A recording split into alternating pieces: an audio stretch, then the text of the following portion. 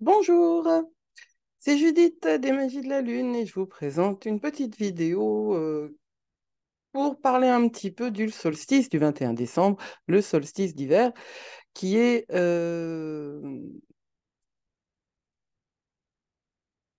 moment très important, pardon pour ça, qui est un moment très important de l'année, c'est, vous le savez, la nuit la plus longue de l'année.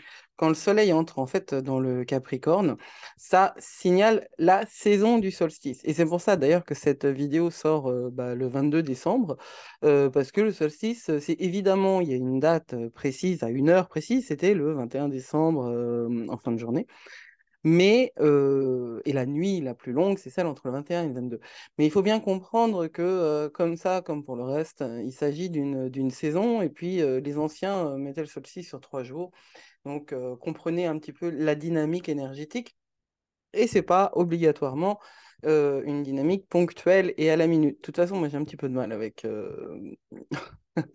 avec l'idée des choses qui sont à la minute. Et en plus, ce mot solstice, en fait, il a une origine latine qui nous indique bien qu'on n'est pas dans quelque chose d'immédiat et qui bouge, hein, parce qu'on a sol, ce qui veut dire soleil en latin, et stis, hein, qui vient de sistere, et qui signifie ne pas bouger. Donc, le solstice d'été,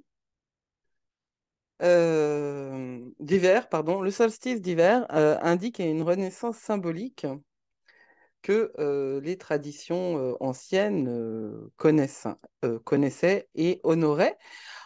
C'est à ce moment-là que le soleil atteint son point le plus bas. Et à partir de ce jour, la lumière commence à revenir. C'est l'inverse dans l'hémisphère sud. Et tous les deux, ces deux moments, en fait, hein, parce que nous connaissons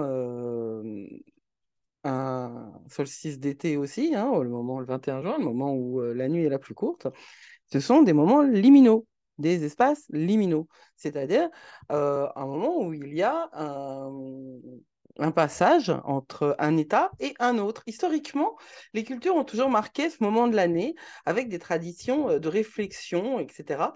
Alors à Athènes, on honorait en fait Dionysos, hein, qui était considéré comme un peu un dieu de la fête, mais c'est bien plus compliqué que ça. On honorait Dionysos dans la semaine qui entourait le solstice de décembre. On appelait ça les dionysiaques rurales. Et c'était un temps qui était dominé par de la bonne bouffe, des comédies légères et des jeux. Et c'est pas par hasard, hein, qu'on va sortir de la lumière quand on rentre dans la période sombre de l'année, parce que quand bien même les jours reprennent des minutes chaque jour, je veux dire, la durée d'éclairage de la journée reprend des minutes chaque jour, il s'agit quand même du début de l'hiver. Donc, il y avait une fête, hein, qui vénérait Dionysos à Athènes, mais à Rome aussi. Et ça durait une semaine. C'est pour ça que je vous parle de la saison du solstice. Et figurez-vous qu'à Rome, hein, le solstice de décembre était associé, en tout cas coïncidait. Était-il associé en termes de décision? Je ne saurais le dire, coïncidait avec les Saturnales. Les Saturnales, c'est également un festival de 7 jours où on vénérait le dieu Saturne. Et il y avait des banquets. Et Saturne, c'est le dieu Chronos, hein, c'est un dieu qui, alors, existe dans l'astrologie sous forme de la planète Saturne, qui dirige le temps, la règle, etc. Et qui dirige aussi le Capricorne. Et c'est à partir de la saison, c'est à partir du solstice, en fait, que la saison du Capricorne commence. À ce moment-là, pendant les Saturnales, l'ordre social était renversé. Les servants devenaient privilégiés et bon, on parle de débauche, d'une atmosphère de carnaval où les règles usuelles étaient suspendues. Aux États-Unis. En Angleterre, vous voyez sur cette illustration qu'il s'agit de Stonehenge. Et ces Stonehenge étaient construits de manière à ce que le coucher de soleil soit, comme on le voit ici, particulièrement encadré, mis en valeur, Et donc, cela suggère, parce que pour le coup, on a assez peu d'informations sur les rituels précis hein, qui étaient faits à Stonehenge, même si on commence à avoir une idée un petit peu plus exacte de ce qui se passait. Mais en tout cas, la question du rituel, la question du banquet était très, très, très certainement. Les dernières retrouvailles archéologiques nous indiquent qu'il y avait, c'est pas très certainement, qu'il y avait une dimension de banquet importante à Stonehenge. Alors, c'est c'est un temps très particulier, le solstice, qui est associé de la même manière que les équinoxes avec des cycles de culture, hein, parce que là, on se réfère à un temps essentiellement agraire, agricole. Nous, on vit dans une société qui est complètement industrialisée, où la part de l'agriculture a été réduite à son expression la plus minimale. Et c'est une erreur sur laquelle, c'est une erreur très très importante de parcours de société sur laquelle on est obligé de revenir. Euh, Si nous n'avons plus d'agriculteurs en France, hein, nous serons entièrement dépendants des pays alentours. Et on voit en Angleterre, mais décidément, pourquoi je veux les appeler Américains, ces pauvres Anglais, déjà qui sont bien embêtés. On voit en Angleterre qu'avec le choix du Brexit, hein, ils sont dans une situation économique qui n'est pas gérable. Parce que on doit parce qu'ils n'ont plus d'industrie. C'est vrai que là, j'ai sauté un petit peu, hein, je suis allée très vite. Il n'y a pas d'industrie en Angleterre, il y a très très peu d'agriculture, euh, et ils sont dépendants des ressources extérieures. En ayant réduit l'agriculture à la portion congrue, on se retrouve dans une situation très compliquée, et c'est pour ça que nos agriculteurs doivent être vénérés, révérés, et on doit leur apporter euh, le respect dont ils ont besoin, ce respect se manifestant également par des monnaies sonnantes et trébuchantes, n'est-ce pas? Une société, la société irait bien si ceux qui produisaient le lait, les œufs, enfin tout ce qu'on mange, enfin le lait, les œufs, les légumes, tout ce qu'on mange, étaient mieux payés que ceux qui les vendaient, et ce n'est pas le cas actuellement. Quoi qu'il en soit, ce point-là d'axe hein, dans le cycle du Soleil a des implications extrêmement importantes pour la survie basique, n'est-ce pas? Le solstice de décembre est un temps où il faut taper, il faut puiser dans l'espoir, et dans l'espoir et dans la foi que le soleil va revenir. Nous le savons que le soleil va revenir, mais il faut quand même garder à l'idée cette présence de la foi, ne pas prendre les choses pour acquises, parce que quand on les prend pour acquises, comme l'agriculture dont je parlais, on les réduit, et quand on les réduit, on les perd. Cette idée de la saison des décroissances, en fait, hein, dans nos vies, et en particulier en 2022-2023, c'est vraiment très, très, très important de considérer que nous sommes là pour croître, pour grandir. Nous sommes là pour apporter quelque chose, et nous devons faire le choix sur ce chemin sur lequel nous avançons, entre ce que nous gardons et ce que nous laissons derrière nous. Moi, j'ai proposé entre pleine lune et Yule, un rituel. Yule, c'est le solstice dans la roue de l'année. Entre la pleine lune et Yule, un rituel de bannissement des énergies et des événements dont on ne voulait plus. On peut continuer ce process de bannissement jusqu'à la nouvelle lune du 23. Euh, Vous pouvez également le conduire jusqu'à la première, enfin l'année grégorienne, l'année civile, hein, le 1er janvier en 2023, puisque de toute façon, 2023 commence par de rétrogradations, enfin avec trois rétrogradations importantes, mais deux qui sont relativement récentes, Mercure et Mars. Uranus, ça fait un petit bout de temps qu'elle est rétrograde, mais quand même, on est dans quelque chose qui demande un petit peu de temps avant que ça se réalise. Donc, vous pouvez encore vous dégager de mémoire, d'idées, de situations, de relations que vous ne voulez pas continuer à nourrir parce qu'elles ne vous apportent plus rien. Euh,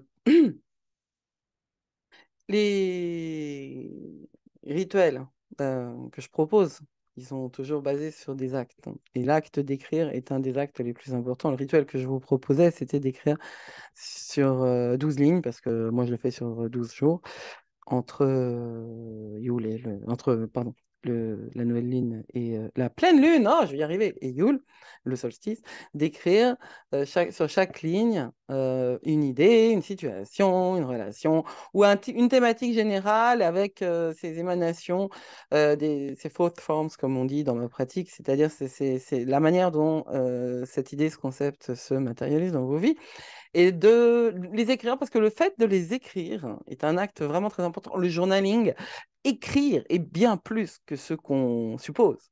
On a réduit cette idée d'écriture à, à pas grand-chose, parce que il me semble que les nouvelles générations ont un petit peu de mal avec l'écriture. Et pourtant, l'écriture manuelle, j'entends, hein. Il ne s'agit pas d'utiliser l'ordinateur, là. Il s'agit d'utiliser la main. Parce qu'il y a il y a une relation entre le cerveau, l'œil, la main.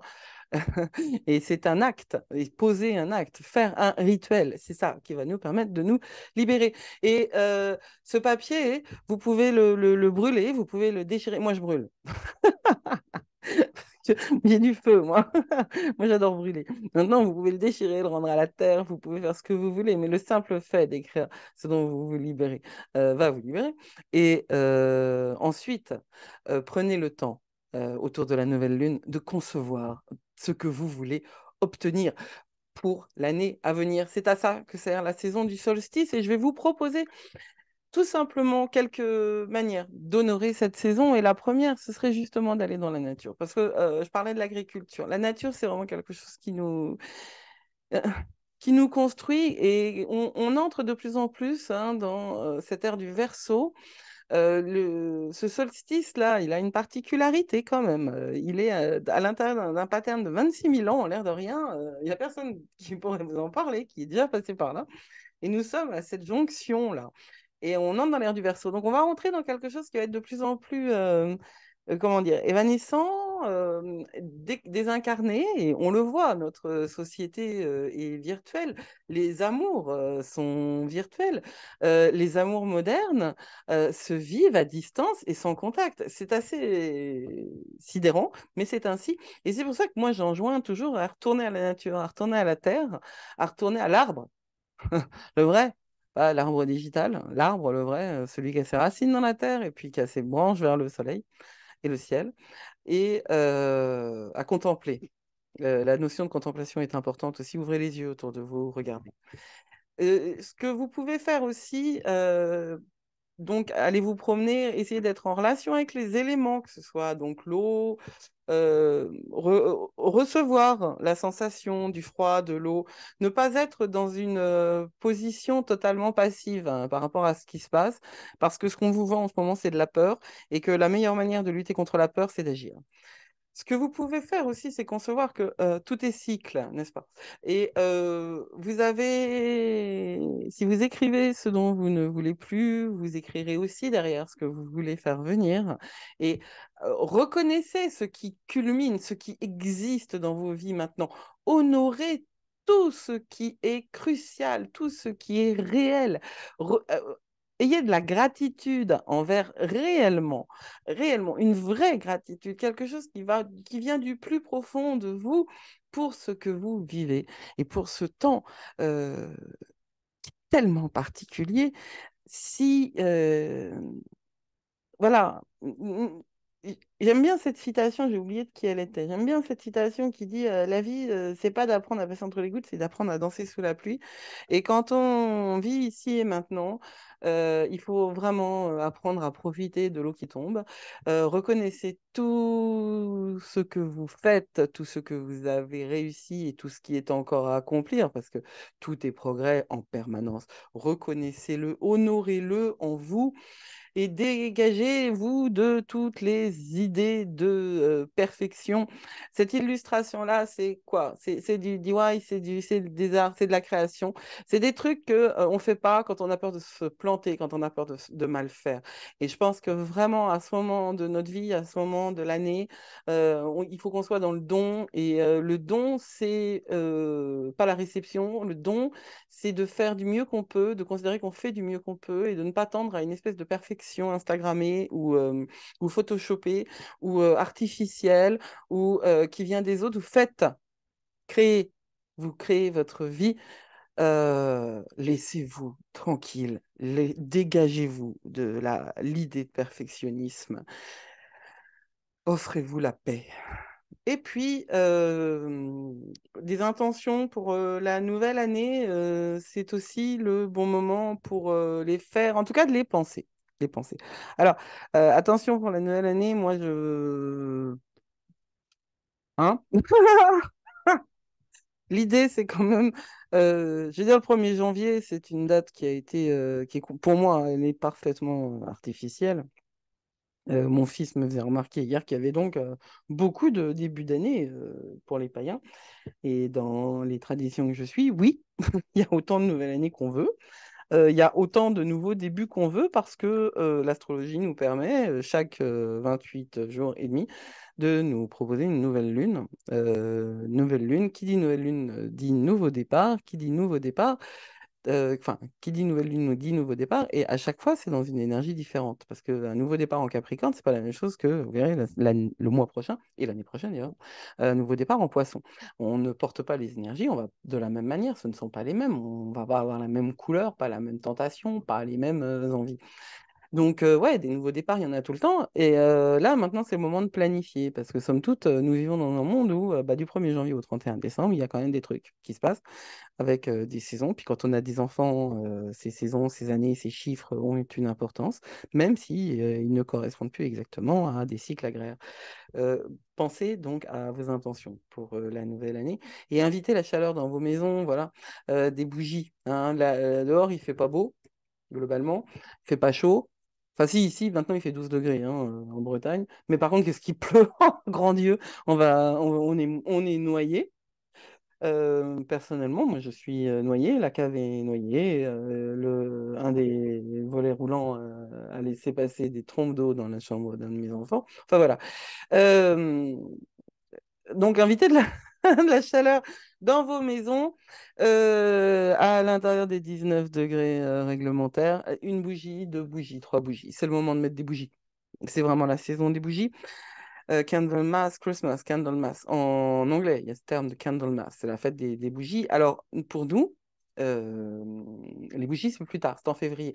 C'est-à-dire que quand on est rentré plus avant dans la saison de l'hiver. Mais quand même, nos sapins sont éclairés que ce soit électriquement. D'ailleurs, il faut qu'ils soient éclairés électriquement parce que les bougies sur les sapins, c'est une très très très mauvaise idée. Les bougies, c'est quand même très dangereux, c'est du feu, l'air de rien, hein. Et comme tout, tout a une part bénéfique et une part négative, maléfique, hein. La vie est ainsi faite. C'est ainsi que le monde fonctionne, avec un équilibre entre le bien et le mal, entre le bon et le mauvais, voilà. Donc, invitez de la chaleur dans vos maisons. Prenez le temps d'être tranquille, d'être cosy. Cette idée de cosy, là, maintenant, plutôt que de courir les fêtes, enfin, je sais pas, c'est peut-être mon âge, hein, j'en sais rien, mais je pense que quand on est jeune, on a autre chose. Quand on est très jeune, je ne suis pas vieille, je suis expérimentée. Quand on est jeune, on a autre chose en tête. Mais plutôt que de faire la fête et de se réveiller avec la gueule de bois le 1er janvier, mais je vous dis pas de pas faire la fête. De toute façon, je ne vous donne aucune direction. Il s'agit vraiment de faire en fonction de vous. Mais c'est un temps où il faudrait prendre le temps, justement, de se poser, de boire une infusion, un plaid, une infusion, un livre, apporter de la chaleur en vous et dans votre maison. Et comment dire, apporter de la chaleur en vous et dans votre maison. Et oui, je suis allée trop vite. Et puis, euh, décorez votre maison, mettez des lumières, hein, des bougies, des lumières. Enfin voilà, c'est une saison particulière quand même. C'est des fêtes, c'est des fêtes. Et comment dire, euh, ce temps de lecture, hein, ce temps que vous passez avec l'imaginaire de quelqu'un d'autre, c'est également une manière de vous décorer à l'intérieur et de vous offrir une imagination, un imaginaire qui n'est que le vôtre. Parce que quand vous regardez la télé, quand vous regardez, et Dieu sait si j'aime les films, et si Dieu sait si j'aime les séries, enfin certaines, hein, bon, on va pas rentrer dans le détail, mais quand on lit, c'est quand même notre imaginaire qui est en jeu. Et ce sont nos représentations et nos images. Et c'est vraiment en cultivant soi-même qu'on peut réussir à donner le plus au monde extérieur. C'est un temps de célébration aussi. Alors, c'est pas toujours facile, les fêtes de fin d'année, quand on n'a pas de famille, par exemple, ou quand on a une famille avec laquelle on ne s'entend pas, ou quand on n'a plus de famille, parce qu'on vient d'un foyer décomposé, parce qu'on a dû décomposer son propre foyer, puisqu'il n'était plus positif, il était toxique. Mais, euh, à moins, j'espère que vous n'êtes pas entièrement seul, et passer ces fêtes en compagnie d'un animal chéri est déjà un extraordinaire moment. On dit dans la sagesse populaire qu'il vaut mieux être seul que mal accompagné. Disons qu'on se remet plus facilement d'une solitude choisie que d'un accompagnement toxique. Et ce temps-là, maintenant, en 2022, là, cette période en 2022, elle est vraiment propice au dégagement des énergies et des relations dont on n'a plus besoin. Donc ça peut être un temps de solitude, mais c'est quelque chose que vous pouvez célébrer. On peut toujours tout célébrer. Tout est question de choix, tout est question de manière de prendre les choses. Célébrer sa tristesse aussi, si c'est le cas. L'idée est de ne pas aller contre ce qui se présente à vous, de ne pas aller contre ce que vous ressentez, parce que ce que vous ressentez est légitime. Acceptez ce que vous ressentez, même si ça ne correspond pas à l'énergie générale et consumériste actuelle autour de vous. Je vous propose de terminer cette petite vidéo donc sur les magies du solstice en vous conseillant de méditer et de vous engager à pratiquer pendant l'année prochaine, à pratiquer pour vous, à pratiquer quel que soit votre choix. Ça peut être, alors évidemment, moi je conseille, quand on apprend la magie, je conseille de méditer tous les jours parce que la question de savoir comment fonctionne son cerveau, comment fonctionne sa concentration, comment on fonctionne, elle est fondamentale, elle est essentielle. On ne peut rien manifester à l'extérieur si on n'est pas carré à l'intérieur et si on ne se connaît pas. Cette notion de méditation, de prière, d'investissement du temps qu'on passe de toute manière, ce temps, vous l'avez. Oui, la vie va très très vite, mais si vous enlevez les écrans, et je ne parle pas au moins de 14 ans, là, hein, je parle à tous les adultes, regardez le temps que vous passez devant les écrans. Si vous enlevez le temps d'écran non participatif, hein, c'est-à-dire, c'est pour ça que moi je vous propose de vous abonner à cette chaîne YouTube, de liker, de poser un acte. Cet acte, il va faire que ce que vous entendez ici et maintenant va vous servir et ce ne sera pas juste de la fatigue nerveuse. Si vous enlevez tout le temps de scroll qui ne sert à rien, qui n'est pas utile, cette espèce de peur de rater quelque chose, cette espèce de mouvement permanent de toujours plus vite, toujours plus. Cette espèce de pensée que la vérité s'exprime par la bouche de quelqu'un juste parce qu'elle s'exprime. Et cette idée que les vérités changent toutes les 45 secondes, ça, ce sont des illusions, on s'en rendra compte plus tard. Dégagez-vous de tout ça, retrouvez le temps de méditer, de lire, de penser. Odorez vous. Reconnaissez-vous en tant qu'être supérieur par rapport au contexte, en tant qu'être souverain et en tant qu'être porteur d'une volonté. Et cette volonté, elle est pas nietzschéenne. Cette volonté, elle est là. Soyez aligné avec vous-même. C'est ainsi que vous soignerez, vous guérirez votre lignée et vous guérirez la lignée ascendante et vous guérirez ainsi votre lignée descendante. Vous guérirez vos ancêtres et vous guérirez vos enfants. Cette pratique, on pourra la faire ensemble en 2023. Je vous souhaite un très très beau solstice, que cette saison du solstice vous apporte donc paix et bonheur. C'était Judith pour les magies de la Lune. Prenez soin de vous. Merci de m'avoir